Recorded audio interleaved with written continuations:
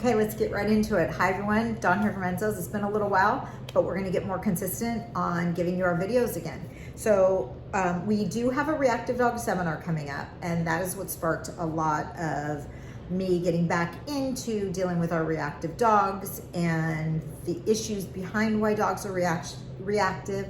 And you know, one of the biggest things I can say with all of us who have reactive dogs, and I personally do, as a lot of you do, the dog I have who's reactive is probably 12 now, but she growled at her first person when she was 7 weeks old. Yikes. And this was 12 years ago. I wasn't really working with these dogs 12 years ago. I was working with kind of your average family dog. I was working with search and rescue dogs. I was working with just kind of dogs who lived amongst families. My scope has changed over the years. I work with a lot more dogs who have issues. But 12 years ago, I had to find different ways to work with my Connie, who, like I said, at Connie Corsa, who at 7 weeks old growled at her first person, and I was horrified. I was horrified. Didn't know what to do. So I sought help, like a lot of you do. I looked for help. I went to the leading behavioralist in Portland. He's excellent for what he does.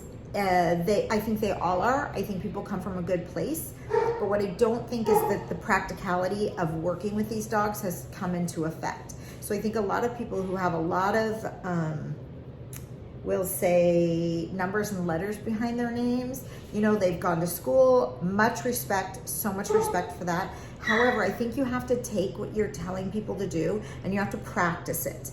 And you have to put it into practice with working with a dog. And this person did, and I did classes with him.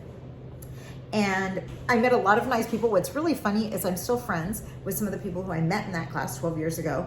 But I didn't know what to do with a reactive dog, and he didn't either. And it actually, his class made her worse. What happened was he put her behind a screen. She was maybe 4 to 6 months old when we started going to his classes, with all the other dogs who were that age.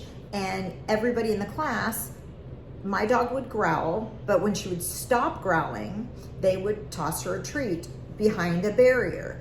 And it literally just, we humans are very slow. That's why doing different things, when we mark something, he was trying to mark the good behavior. I understand in concept what we were trying to do, but it didn't, in practicality, didn't work. It actually made her more fearful, and it taught her that growling got her a treat. It just did. So we didn't make her not growl for a long period of time. She would just stop growling, and then we'd give her a treat. Again, in theory, it should work, but it didn't work.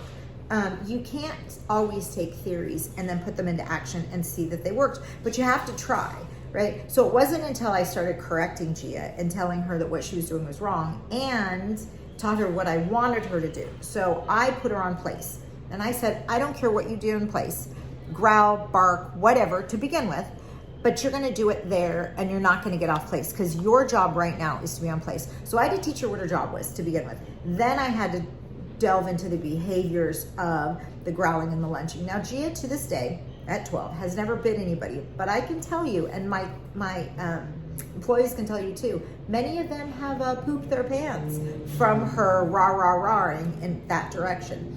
But one of the things that did really make me see having a reactive dog was I have so much empathy for those of us who have reactive dogs, because it's embarrassing. It is so embarrassing to not be able to take your dog places, to have people come over and be like, hey, let me put my dog away, to not be able to take your dogs on walks. I haven't lived in the country, so I don't have to do that anymore. But when I lived in the city, I had to strategically decide when I was gonna walk my dog. It was embarrassing. So over this last 12 years, I've really focused a lot of my attention on working pack work and working with reactive dogs. And that's kind of what I'm known for. And I love that. And I hate when those of us who have reactive dogs are shamed or blamed for our dog's reactivity. Now, did I contribute in some ways to her reactivity? Absolutely. But I also did my best with the knowledge that I had at the time. So I am now going to share a lot of the knowledge that I have learned over this last 12 years and working with hundreds, if not thousands, of reactive dogs through Enzo's dog training. We usually have here no less than 10 reactive dogs at any time. And that reactivity is a broad spectrum. They don't have to be They could be dog reactive, they should be leash reactive, they could react in a kennel and have barrier issues. Whatever it is, we don't need to label it. We just need to see how we can fix it and make your lives a lot better. So if this sounds interesting to you, or if you'd like to learn more about reactive dogs, please get a hold of DJ.